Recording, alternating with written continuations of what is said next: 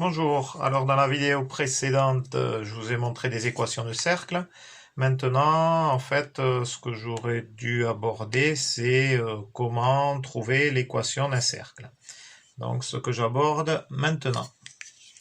Donc, avant, pour trouver l'équation d'un cercle, il faut savoir calculer la distance entre deux points. Donc voilà, j'ai deux points donc ici dans un repère orthogonal. Donc ce que je veux, c'est calculer cette distance AB que j'appelle ici petit d. Donc je constate là que je suis dans un triangle rectangle ici, là. Et pour avoir cette distance ici qui est l'hypoténuse, j'utilise le théorème de Pythagore qui me dit que l'hypoténuse au carré est égale à la somme des deux autres côtés, chacun au carré. Donc ici, cette distance, c'est xb moins xa, cette distance-là. Et cette distance ici, c'est donc yb moins ya.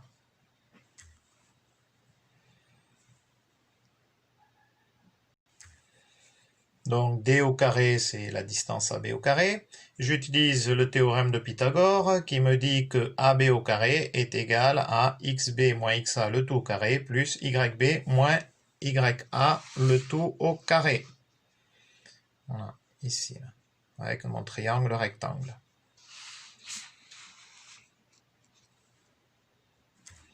Donc voilà la formule que l'on applique pour calculer la distance entre les deux points. J'avais AB au carré, j'ai enlevé le carré, donc j'ai tout mis le deuxième membre sous la racine carrée. Et la formule, c'est celle-ci. Alors cette fois, je prends un cercle de centre S et de rayon petit r.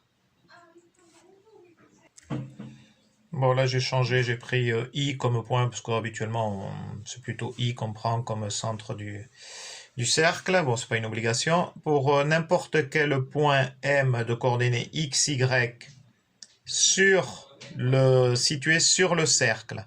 Donc, si je prends n'importe quel point, pour tous les points d'ailleurs M, alors quand je dis M, ça c'est, je veux dire, c'est un abus de langage, puisque le M, en fait, il est bien positionné quelque part, mais on va dire qu'en fait, il y a une succession ici de points, et tous ces points, en fait, ils vont traduire une même équation, qui est la suivante. Si je calcule donc la distance entre M et I, le centre du cercle, j'aurai donc, voilà, donc, j'utilise la formule.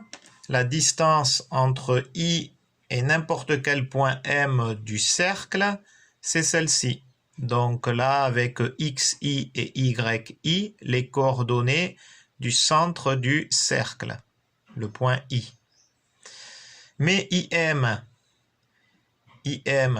c'est le rayon. Im égale R. Donc du coup, on a donc tout ça égale le rayon. Bon, en fait, là, on a directement l'équation du cercle, mais on n'a pas l'habitude de le présenter sous cette forme. C'est-à-dire que là, on enlève la racine carrée, on met tout au carré pour enlever la racine carrée. Du coup, si on met tout au carré à gauche, on met aussi tout au carré à droite. Voilà donc l'équation du cercle de centre I et de rayon petit r. Donc question, là j'ai l'équation d'un cercle, quel est son centre, quel est son rayon? Donc on voit que le centre du cercle lié à cette équation, il a pour coordonnées 1 en abscisse et moins 3 en ordonnée. et le rayon sera 16, puisque en fait, là, il s'agit du rayon au carré. Donc on prend la racine carrée de 16 qui est 4. Donc le rayon sera 4, je veux dire. Hein. Donc ici, on a bien le cercle de centre 1, moins 3 et de rayon 4. Si maintenant je développe cette expression, voici ce que j'obtiens. Donc a moins b le tout au carré égale a au carré moins 2ab plus b au carré. Bon, je fais pareil des deux côtés, je vais passer le moins 16 de ce côté et je réduis. Et voilà ce que l'on obtient. Et un exercice serait par exemple de vous donner directement l'équation sous cette forme-là et de vous dire à quelle figure cela correspond dans un repère orthogonal. Donc ça serait à vous en fait à essayer d'arriver à trouver grâce à l'identité remarquable donc a moins b ou a plus b le tout au carré. C'est-à-dire que là en fait on regrouperait les x ensemble. On essaierait de voir, donc on voit que là, on aurait x moins 1 de tout au carré, puisqu'en fait, là, on aurait moins 2ab. Et vu que ensuite on aurait le plus 1, le moins 1, donc le plus 1 qui serait en trop, on enlèverait avec moins 1. Enfin là, je complique un petit peu, parce que là, ça mériterait toute une vidéo. Donc je vais pas plus compliquer que ça, mais sachez que on pourrait très bien avoir ce genre d'exercice et on nous demande à quel cercle cela correspond, quel est son centre et quel est son rayon.